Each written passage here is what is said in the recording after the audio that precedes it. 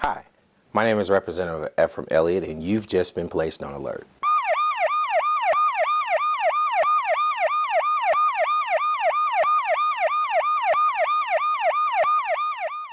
Welcome to the Elliott Alert. My guest today is Dutch King, Democratic candidate for county judge, who was our mayor at one time. Good morning. How are you? Good morning, Ephraim. Glad to be here. Good. My pleasure. Now, what year were you the mayor? I was mayor from 2001 through 2004. Okay, 2001, 2004. Now, why would you want to be our county judge? Why do you want to take on that headache? I tell you what, Ephraim, I really enjoy the opportunity to serve people. And if I am fortunate enough to be elected the county judge, I will consider that an honor and a blessing. And I've always been the type of person that likes to help people that need help. My daddy was the same way, and I followed in his footsteps. He'd practically give his shirt off his back to people. And I learned from Daddy to treat people the way you want to be treated, and to do things that can help people. And as county judge, you'll have an opportunity to help a lot of people. There are a lot of things that need to be done in Jefferson County. And I tell you, if we all come together and work together, we can make Jefferson County a better place to live, a better place to raise your children. And that's what I want to do. I want to do everything in my power to make sure that Jefferson County gets the best there is for it. Okay. Now, for our viewers who don't actually know what the county judge is, it's kind of like the mayor, isn't it? And to a certain degree. Can you kind of explain what the county judge does and what the mayor does? Because, you know, the last segment that we had Justice Harding on, I asked him the same question in reference to explaining what the county judge does. And I know as an ex-mayor, it's similar. It's similar, but it's a whole lot different. Right, now, okay. See, when you were mayor, you had your own department heads, and they reported directly to you. Now, some of them were under commission, and the commission had a little more authority than the mayor, even though the mayor did control the budget. And when you control the money, you pretty well can control the activities. Money talks.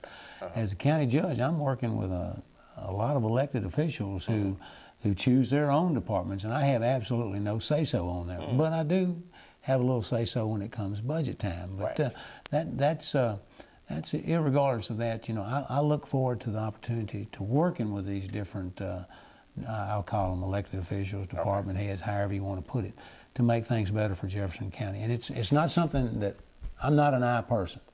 This is all about we. And I can promise you, just from this election, I've learned a tremendous amount. Because, as you know, a lot of people didn't give us a chance. We did not have a chance to win this election. Can't tell you how many times I heard that. But it just goes to show you, and I hope people that will listen will understand, when you get a whole lot of people from all different walks of life together in one common goal, the sky is the limit on what you can do. And that's what happened. We had a lot of people that really gave it all and laid it all out on the table and laid it on the field for us. And it worked and it paid off. And I'm just thoroughly blessed, and I'm happy, and I look forward to that opportunity to do a good job for the people of Jefferson County. And I promise you, I'm going to give them everything I got. And now the ones that you were speaking about are the justice, they call them JPs, Justice of the Peace. They're on the quorum court.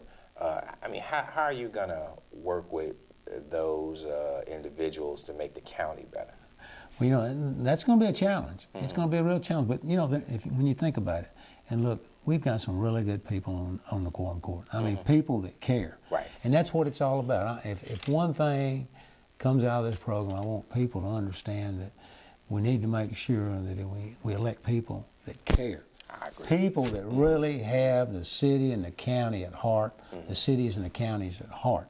Not somebody that can talk a good game, but then just get up there and just think they're above people. We need people that are willing to work. And they'll learn, people on the quorum court will learn that I'm the easiest person in the world to work with, because I want to do things the right way. But I can't do it.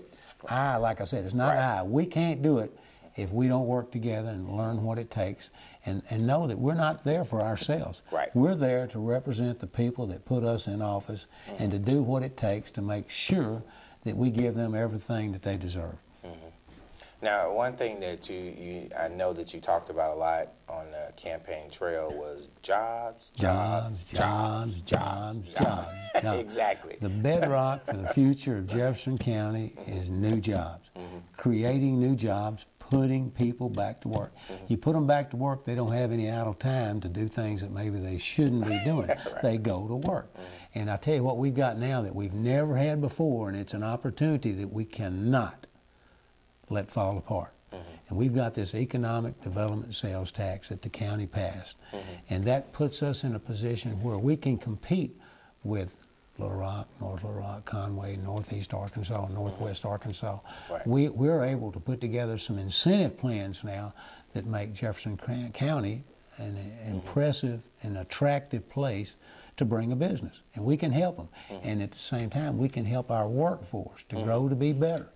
And if we'll do that, and we'll forget about trying to help my buddy over here or help my buddy over there and do what's in the best of helping Jefferson County, we can make some things happen, and shame on us if we don't, because the chance is there. And if we let it slip away, we have nobody to blame but ourselves. And I know that the Quorum Court knows this, and I know they're willing to go to work to make good things happen for all the cities in the county. Because when something good happens in one city, it's an impact on us. It's a positive impact on all the cities in the county. So let's go out and take care of all our people in the county and include. We got to be inclusive of all the cities in the county to do things with good things in mind. That's great because a lot of times some of the smaller cities in the county get left out. People forget about them. Right, they kind of forget about it. And I'm glad you said that, and that we know that you. Once you're elected, you'll be an inclusive. Absolutely. Believe me, if you can't be inclusive, you don't need to be in politics. Right. You just, it's not a place for people to get out there and just put themselves on a pedestal and think they're better than people, because who put them there? The people. The people put them there. That's right. And so you have a responsibility to do the best job you can for those people. And I'm not going to stand here or sit right here and tell you that I'm perfect, and I may not make mistakes, because I've seen things. I know how it can be, but I'll tell you one thing: I'm going to be working to do the best that I can to help all the people in this community. That's great. Well, we're going to have to go on break, and when we come back from break, we'll talk a little bit more about your candidacy. All right. Thank you, Ephraim. Appreciate it. Come on. All right. I know. 2 seconds. Hang on. Just stand still. Stand still, love. 1 second. I know. Just okay,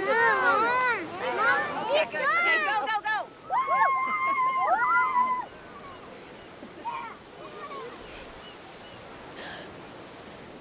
No. Boys, hang on. Boys. You don't have to be perfect to be a perfect parent. There are thousands of children in foster care who will take you just as you are. Over 13 million people are affected by famine, war, and drought in the Horn of Africa. When you hear about suffering on this scale, you feel powerless. But there's hope, because saving lives doesn't take a lot. It just takes a lot of us. Text a donation of $10, but do more than donate.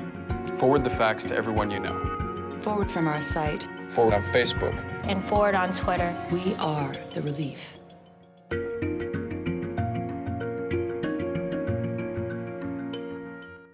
Welcome back to the Elliott Alert. My guest today is our Democratic candidate for County Judge, Dutch King, who was our ex-mayor as well.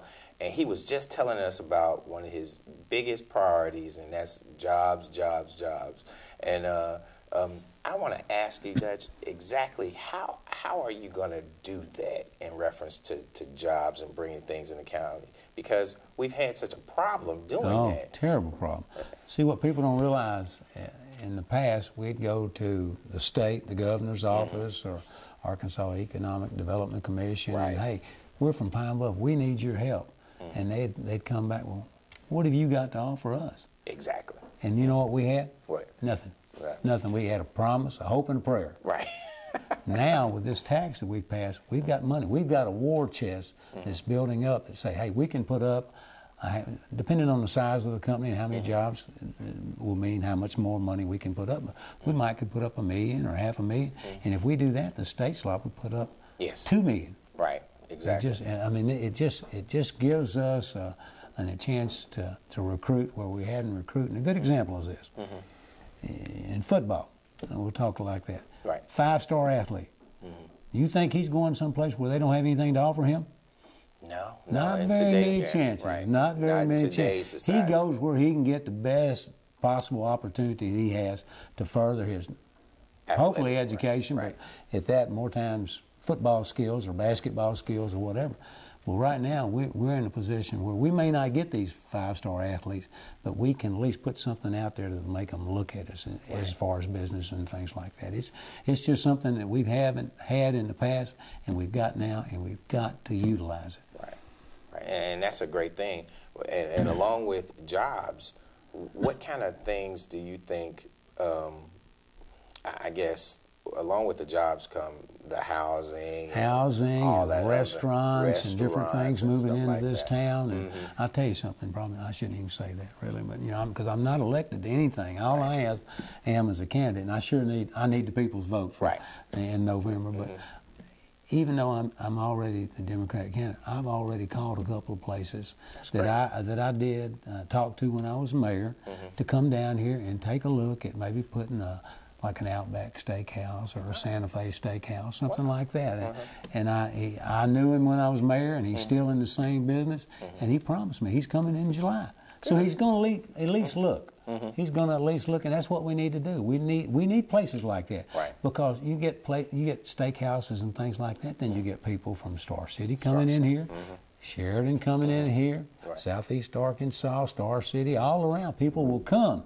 If you build it, they'll come. And if you build a good place to eat, they'll come. And we need places like that. We need entertainment centers and things like that. We need places for the kids to go, and we can do that once we get things turning in this direction. Too many people give up too quick. And and it's easy to do, but I tell you, I'm a positive person. I'm not giving up. I'm willing to fight to the end. Good Lord has blessed me with my health, and I want to do something to help the people in Jefferson County. And the only way to do it is to maybe get elected and get out there and work. And people that knew me when I was mayor, they know how hard I work. I mean, I was the first one there and the last one to leave. I never took a vacation in 4 years. I believed in Pine Bluff, and I believe in Jefferson County. And I know that if everyone will put their differences aside and think about what can be done when we work together, we can turn this around. And we got to do it. It's our fault. Shame on us if we don't do it. Exactly. And you're right. We have to do it now because we owe it to our kids. Yeah, we do. Where are our kids going now? How many kids are coming back to Pine Bluff? Not that We don't have anything for our children to come back to. Exactly. They need a place to come back where they can get a decent job, where they can raise their family and raise their family in a safe environment. And those are things that we've got to do, and those are things that will come. Once you start getting economic development, everything else will start falling in place. And that's what I'm big on, and we're given a chance. I'm gonna do everything I can to make that happen. Now you mentioned kids too, because our kids that are growing up in Jefferson County, they also need activities as well. So how do you feel about putting resources into youth activities? If you can't put money in your kids, you can't put future in your town, because the kids are our future. The kids are the future of this community, and everybody talks about it. I've heard this since I was on the city council, but nobody does anything about it. When they get something, then they change their mind and they want to put it someplace else. But you know, we need to think about our kids. They are the future of this community. And if we don't do something to keep them here, or something that will make them come back to Pine Bluff, then we're dead in the water. Yeah, because we're not going to be here 100 years to I'm not going to be anywhere near close to that. So I need to get it done now. That's right. I need it done now. There's a sense of urgency for us to get it done, not only for our seniors, but for our youth as well. Yeah, it's a young kid, and we need to start at a young age. We need to start working on the young kids so that as they grow up, they'll get better, and they'll know better, and they'll want to stay here, and they'll want to work here. Just a prime example. Pine Bluff used to be the mecca of baseball. It did. Is it now? No, it's not. No, not even close. It used to be the mecca of everything. Everything. People don't understand that, but Pine Bluff, not Little Rock, not Northwest Arkansas, Pine Bluff was a place to come, and we've let it go in the wrong direction, and it's time. Now is the time. it's too late next year or 2 years from now. We need to start making plans now to make the changes that are needed. And changes are not easy. Right. Believe me, I'm talking it, but I need people's help because this candidacy is not about Dutch King. This candidacy is about the people of Jefferson County and what we can work together to make happen here for Jefferson County. Yeah. And you're right in reference to changes. People seem to resist change, but change is inevitable. It has to happen for people to grow. And those are the things that we need. We really need to put more resources into our youth. Absolutely. We most definitely need to get more jobs in our community. And we need to support our institutions like UAPB. Absolutely, no question about it. UAPB is the core for the future of this county. And let me just tell you something else now, and you know this as well as I do. If we don't start and we don't make it happen, but we keep electing and doing the same thing over and over. But when you do that, what do you get? You get same results. That's right. And Clinton said that was the definition of insanity. Yeah, there's no question about it. I mean, and the people need to realize that. I mean, I know that they hear things that want to persuade them to go this direction, but they need to think about where have we been in the last 8 years or 10 years. And you know, when you keep doing the same things over and over, how can you expect different results? Right. You're absolutely right. Well, we're going to go to break, and when we come back, we're going to talk a little bit about when you were mayor and some things that happened then. Ooh, okay? All right. All right. We'll be right back.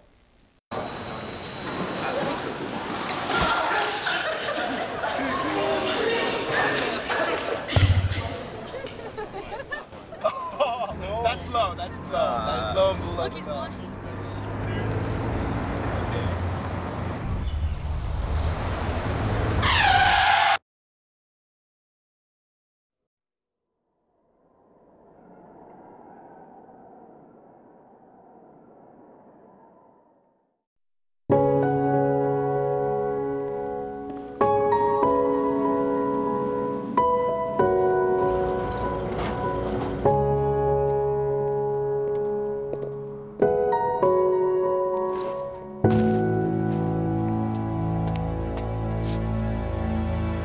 Welcome home, man.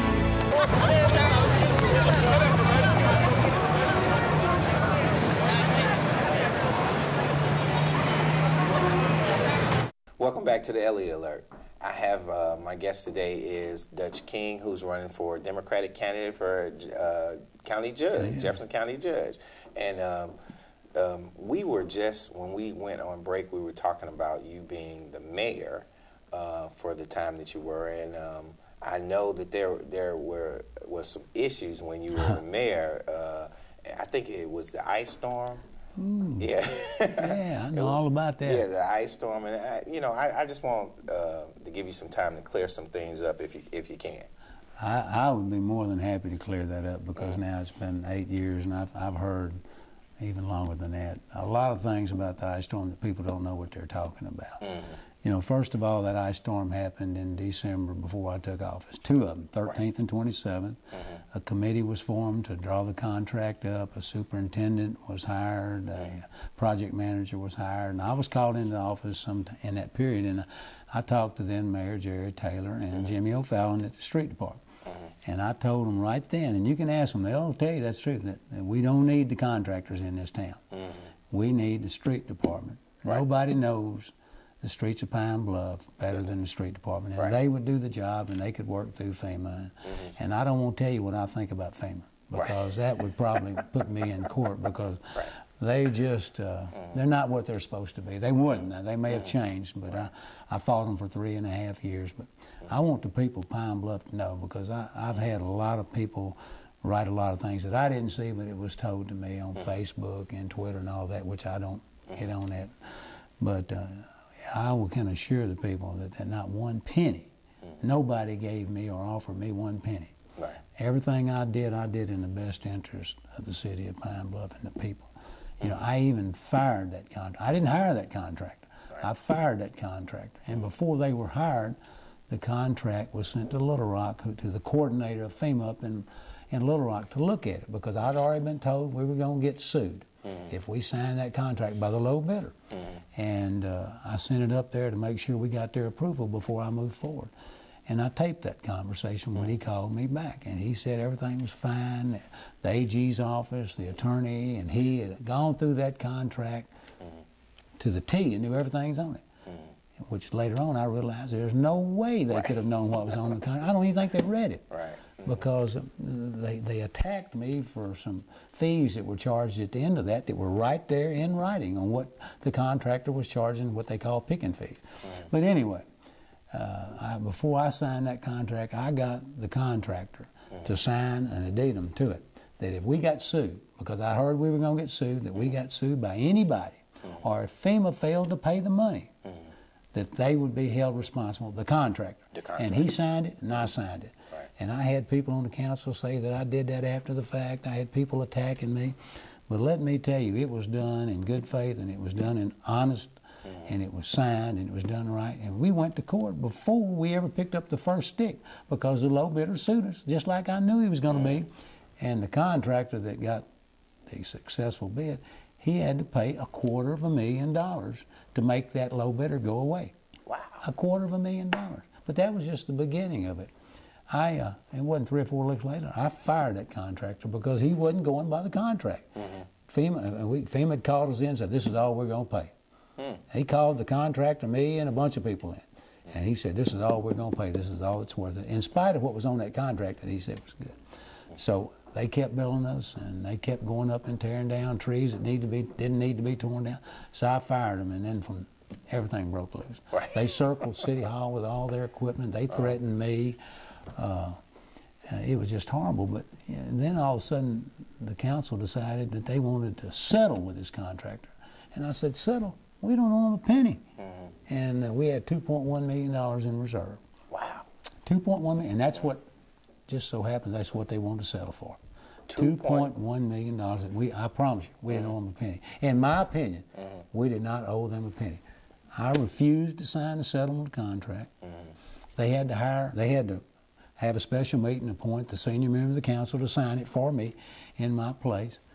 I called the FBI twice. Nobody knows that, but I called the FBI twice, and I said, I got corruption going on here that you will not believe. And I said some things to them about some things that they know, and they know that I called them, but they refused to come in. Wow. And you know, after during that period of time, I bet I went 3 months without sleeping because I cared. I cared, and I wanted to do what was right. And then I got blamed for everything. And we had these 3 meetings to give them this money, and twice the 4 blacks voted yes, 4 whites voted no. And then a special called 3rd meeting, all of a sudden, for some reason unknowns to me, 2 of the white council members decided to vote yes, which gives them 6 votes, which is veto proof. I know why. In my heart, I feel like I know why they changed their mind, and they may well come get me for this, but I don't care. I've suffered through a lot, and a lot of people in this community have blamed me for everything that went on that ice storm. And you know, I know one thing: when I put my head down on that pillow, I know I did nothing wrong, and good Lord knows too. God knows who. And you know, they think they got away with it, but I promise you, one of these days they're gonna have to face their Maker. And they'll know, and we'll all know then.